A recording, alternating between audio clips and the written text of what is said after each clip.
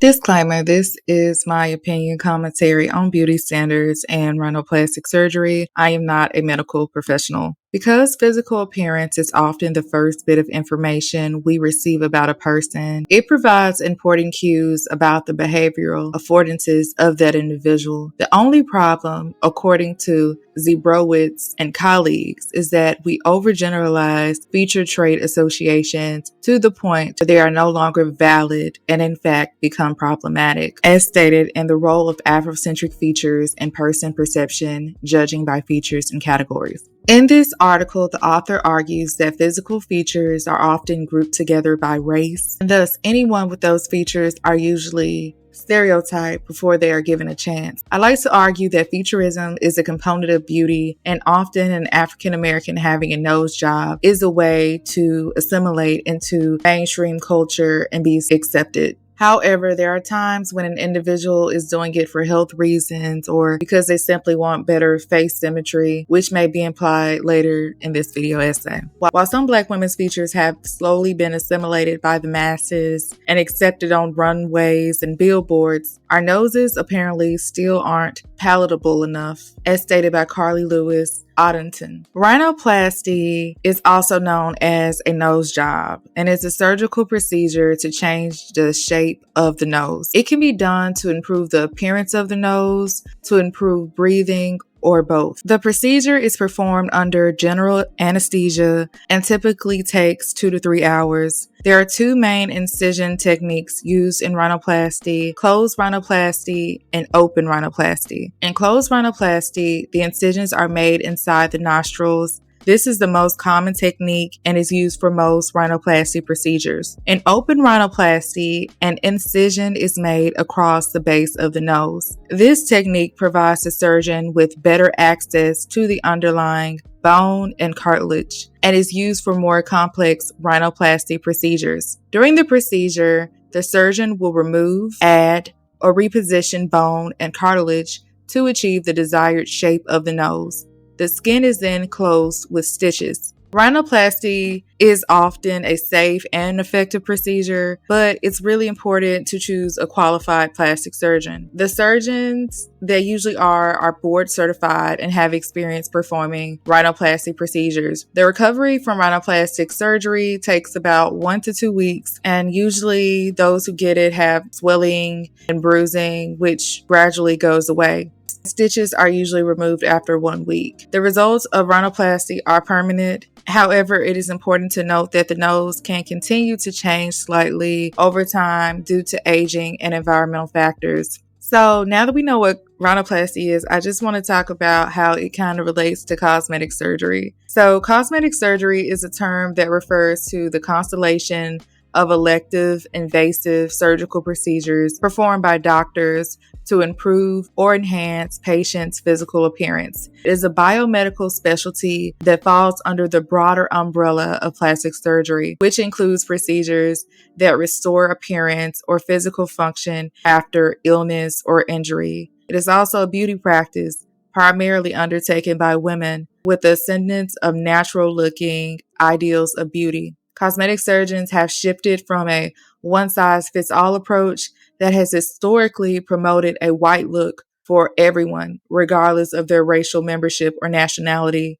to offering multiple race-specific standards of beauty. I think it's important to talk about this, and I'll talk about it soon. But first, I just wanted to include this quote by Asada Shakur. So she wrote in her book, "There was one girl in our school whose mother made her wear a clothespin on her nose to make it thin." I think there was a general practice at one point, and that oftentimes racism causes internalized racism for many people. And I can only talk about like Black Americans because I am a Black American. And not that all Black Americans did this, but I had seen like images of like people putting a clothespin on their nose, believing it would make it thin. It's kind of even similar to someone stuffing their bra to make their breasts look fuller. So like being a young Black girl, there was always something we were told was either wrong or too grown. And with your nose, it's not much you can do. People have been so desperate to even use clothespins to think that it could change anything. And honestly, when it comes to like cosmetic surgeons and doctors, often I believe that they don't care about the well-being of their patients, because in the United States, when money is involved, a lot of times preventative care or like overall wellness I feel like isn't prioritized.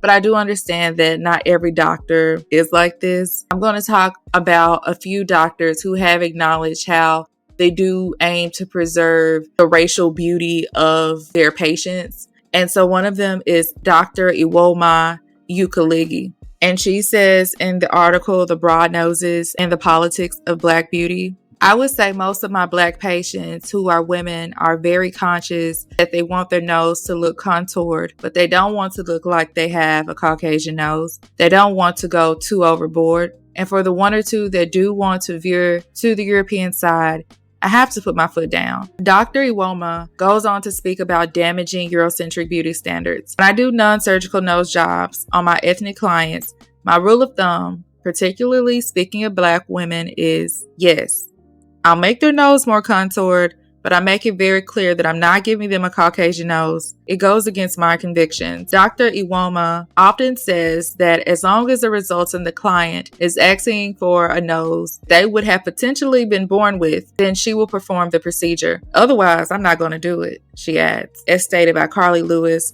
Odenton. There are other doctors who have this same sentiment.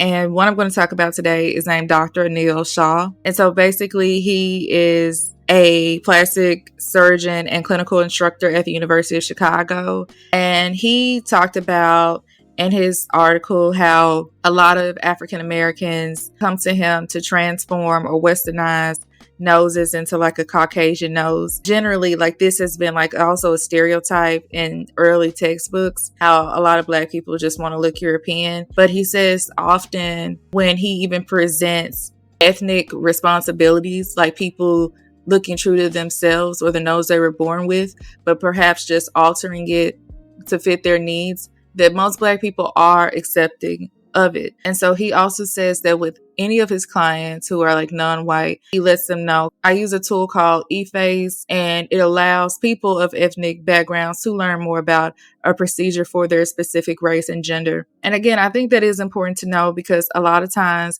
people just jump to, oh, they hate themselves, etc. But there are people who have health issues or who want to look younger or who just want to like, change something about themselves, but not necessarily hate being Black. And so Dr. Jamal Bullock says, as a general rule, African American patients considering rhinoplasty desire some form of nasal refinement without loss of their ethnic identity. The term nasal refinement refers to operative changes made to approach appearances that are often seen in the leportine nose.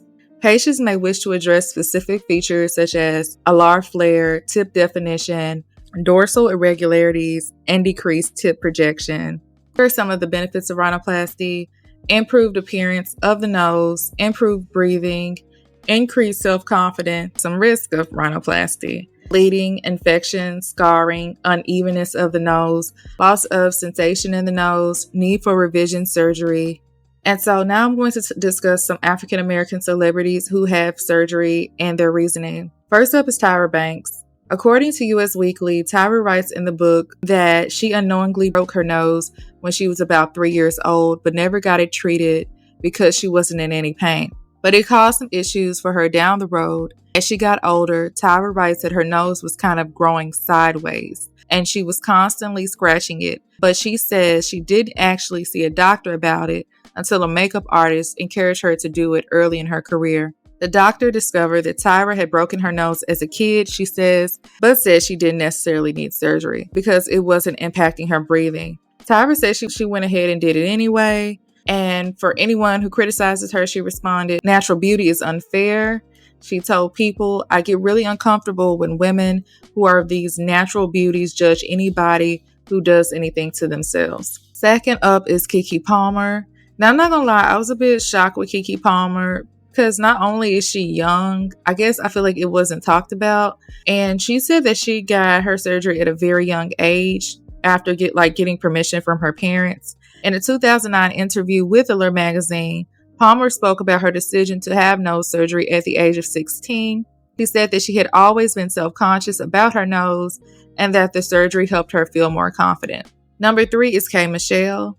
Now, to my knowledge, K. Michelle had been in an abusive relationship, and I'm believing that that is why she got her nose surgery. She responds on Instagram, "6 years ago, I got a nose job. So what? I'm not going to look the same after fighting for my life for 3 years. And I like how I look, and it's what God allowed. I haven't even seen me in years.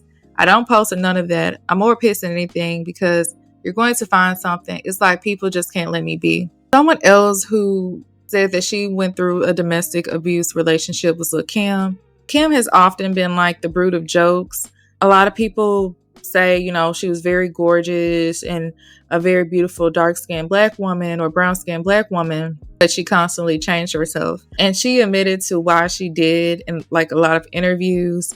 And one happened to be a domestic abuse relationship as well, where she says her nose was broken. She said that she got rhinoplasty in the early 2000s. She wanted her nose to appear smaller and more pointed as well. In a 2014 interview with Wendy Williams, Lil' Kim spoke about her decision to have multiple nose surgeries.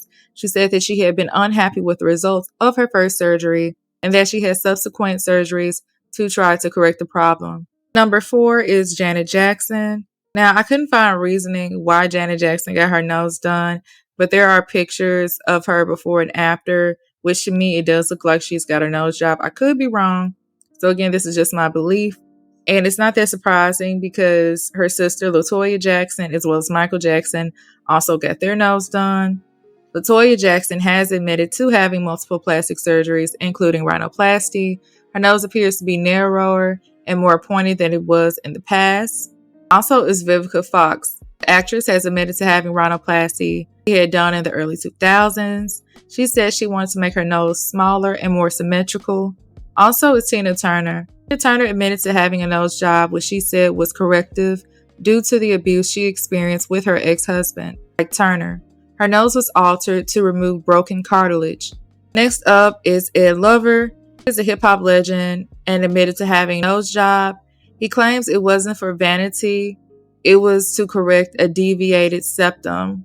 Patti LaBelle, she admitted that she had a nose job. She once said, "I was afraid people would be able to look at me and say, oh yeah, she had a nose job. I also wanted to make sure I still had a black nose. I didn't want to go to extremes and have a very small nose." Next up is Pepper from Salt and Pepper. She had the tip of her nose shaved down and to create more of a bridge. Next up is Nene Leakes. Nene Leakes had plastic surgery on the 3rd season of The Real Housewives of Atlanta. She got a nose job, a tummy tuck, and liposuction. She told BET.com back in October 2010, "If you care about yourself and you want to tune up something here or there, pick it up." And so now I'm just going to talk about general public opinion of rhinoplasty and like cosmetic surgery in general. Someone says, "Y'all ever seen the entire Jackson family? Just about every person in Hollywood has had some type of cosmetic procedure done, especially a nose job. Every time I think about it and how Michael went through so many procedures with this just saddens me, especially knowing the history of nose jobs and the influence European culture has had on them that affected so many others, including Irish, Middle Eastern, and those of Jewish descent." Someone says, "It wasn't just him though. With the exception of Rebby maybe, all of them had work done. Michael went too far, but he was open about it, largely being due to his father's abuse." The entertainment business doesn't look at it as erasing. They look at it as beautification or perfecting a person's look. The best work done is always subtle and just right for someone's face and bone structure. Them little white girls would get nose jobs and facelifts at like 13. Like Bella Hadid and Dove Cameron. Have a whole new face by 20, but they have a career. Overall, black folks get the least amount of work done in the business. Even Tina Turner, Donna Summer, Tyra Banks, Naomi Campbell, and Megan Thee Stallion have all had nose jobs. And with it, we still look better. I haven't seen this addressed yet, but the influence that media, social media, the bent towards Euro adjacent features, and celebrity culture doesn't just affect us as grown women, but also the generation behind us. Girls and teenagers are constantly being fed all this imagery, and it weighs on me. I say all day long, turn off social media, touch grass, or whatever. Sure, at my big age, with the little wisdom gained along the way, I can resist the temptation to go under the knife. What about the younger folks? I remember being on the internet at 10, 11, 12, and thank goodness it was simpler days of Netscape Navigator, simple blogs, etc. I remember when the internet was only in black and white, but now it's constant and nonstop, and it's not as simple to tell a kid, oh, it's just celebrity culture. It's not real. Need surgery when they see the very real and material benefits people get when they bow to the pressure. People act like quote unquote culture and beauty standards are something you can just opt out of, like not getting whipped cream on a Starbucks drink. More like oxygen or gravity. It's all around us, pervasive, insistent, and impactful. Ever notice the way contouring seems to always make the nasal bridge more narrow and pronounced? I hate this. I love a beautiful black nose. I acknowledge that there are some honkers out there, but many are beautiful to start and they are elevated with highlighting and look more European. It disgusts me. Social media is another form of advertising for celebrities. Celebrities are not our peers. Don't compare yourself to them. It is their job to look a certain way, so they are marketable to the greatest amount of people possible. It isn't their job or operations job to reaffirm or uphold blackness. On social media, if you keep comparing yourself to celebrities in my world, it doesn't matter whether I have a fox eye, big butt, small butt, fillers, nose job. None of that is going to help me because I'm not famous.